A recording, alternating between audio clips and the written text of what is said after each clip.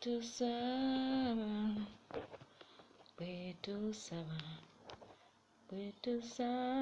Mukama wulira, bwetusaba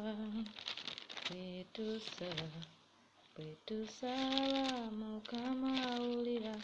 Mbalamusizza mu linnya lya Mukama waffe Yesu Kristo. Twebaza Katonda atuwadde omukisa nate olunaku olwaleero. Ekitiibwa tukimuddiza Mukama oyo yatonda eggulu n'ensi. Mwebale nnyo abasubscribinze, Mukama abampeera omukisa. Mwebale kunjagala, mwebale kungoberera. Mukama abanjagalire era mulabe ekisa mu maaso ge mu linnya erya Yesu. Leero tugenda kusoma mu kitabo kya Yokaana 6 olunyiriri lwa 26 sura paka ku lwa 27, naye osobola okugisoma kubanga ne speed nabye ngenda okukola. Olwa 26 kantandike ku lwa 25 lugambye nti bwe baamulabira emitala w'ennyanja ne bamugamba nti Labbi, ozze ddi wano? Yesu n'abaddamu n'abagamba nti ddala ddala mbagamba nti munnoonya si kubanga mwalaba obubonero, naye kubanga mwalya ku migaati ne mukkuta. Temukolereranga kyakulya kiggwaawo, naye ekyokulya ekirwawo okutuuka ku bulamu obutaggwaawo. Omwana w'omuntu kyalibawa kubanga Kitaffe ye Katonda amusinzaako akabonero. Bayibuli Yesu agamba abayigirizwa be nga bamunoonya banga bamulabye n'abagamba nti temunnoonya kubanga mwalaba obubonero, naye munnoonya kubanga mulidde emigaati ne mukkuta.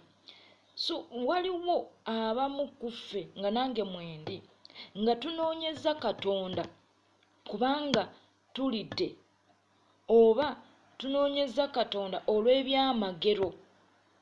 Ffenna twagala ebyamagero, naye mulokole njagala ozimba okukkiriza kwo nga Mukama ne bw'aba takukoledde ekyamagero ogenda sigala ng'oyimirira ne Katonda.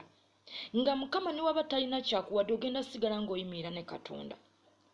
Beera n'ebyamagero naye omutima gwo kwegamba yagala ebyamagero byo, naye omutima gwo tegubeesingira ku kyamagero, kubanga wante Katonda agenda kubanga akugezesa n'ekintu ekyo kyenyi kyakuwadde. Katonda yakkiriza obubi okutuuka ku Yobu ng'alina kyayagala okunoonya ku Yobu, ng'alina kyayagala okukebera munda mwa Yobu. Yobu yalina obugagga bingi nga teri asinga Yobu bugagga, naye Katonda yaleka obubi okutuuka ku Yobu alabe Yobu aneesiga lwa bya bugagga by'alina, Yobu aneesiga lw'ebyo bye muwadde. Bwe mba muggyeko ebintu bino agenda sigala nange. So abantu bangi mugenda kunafuwa mu lunaku olw'enkomerero, emitima gyammwe gigenda kuggwaamu amaanyi, mugenda kuva mu kukkiriza olwakubanga omutima gyammwe gyonna mugitadde ku bintu. Omutima gyammwe mugitadde ku bintu. Yesu atugamba nti tulye ekyokulya kye tuba tulya kyekyo ekyokulya eky'obulamu ekigenda okutuusa ku bulamu obutaggwaawo. Kye kigambo kya Katonda.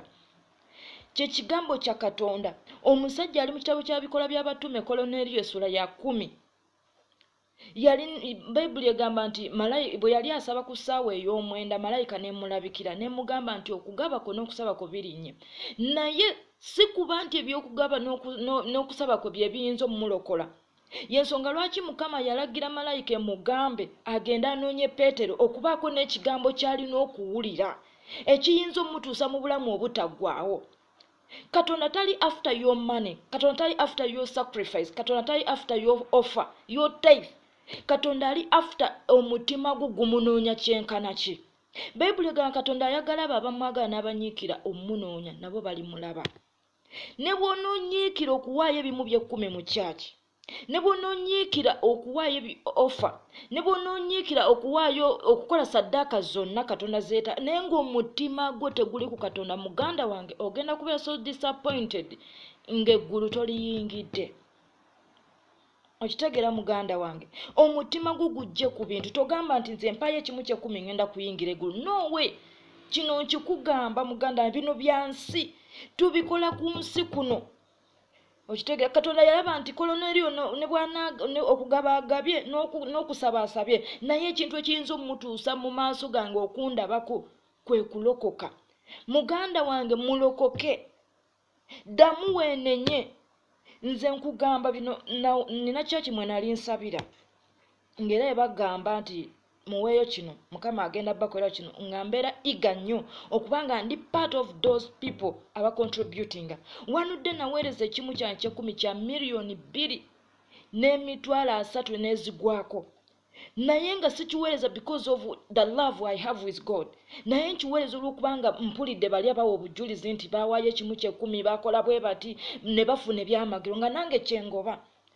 Naye olunaku natula n'eŋŋamba mazima ddala mu maaso ga Katonda tewali saddaaka yange yali esanyusiddwa mu maaso ge. Lwaki? Nti tuwaayo.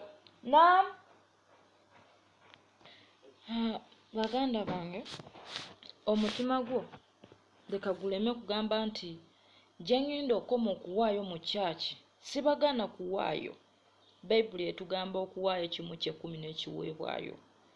Naye saagala bikuleetere kuziba maaso ogambe nti bwe naakola ennyo oba bwe naagaba ennyo lwe naayingira mu ggulu. Koloneriyo yalina okuba ng'awaayo obulamu bwe eri Kristo. Yalina okuba ng'akkiriza Kristo okuba ng'alokolebwa.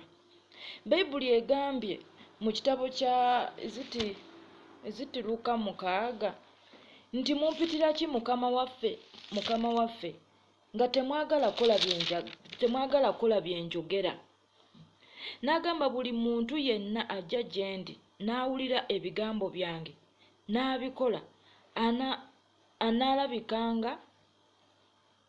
analabanga kwegamba Yesu n'abalaga bwagenda okufaanana omuntu oyo akola ebintu Katonda by'ayagala oba Kristo by'ayagala, nti afaananyizibwa omusajja yazimba ennyumba ku lwazi. Enkuba n'etonnya, kibuyaga n'akunta, mokoka n'akulukuta, ennyumba eyo tegwa. So Katonda ayagala okukkiriza kwaffe tukuzimbe ku lwazi. Ng'emuyaga ne bwe gunajja ne gwera Katonda byakuwadde, ogenda sigala oyimirira ne Katonda.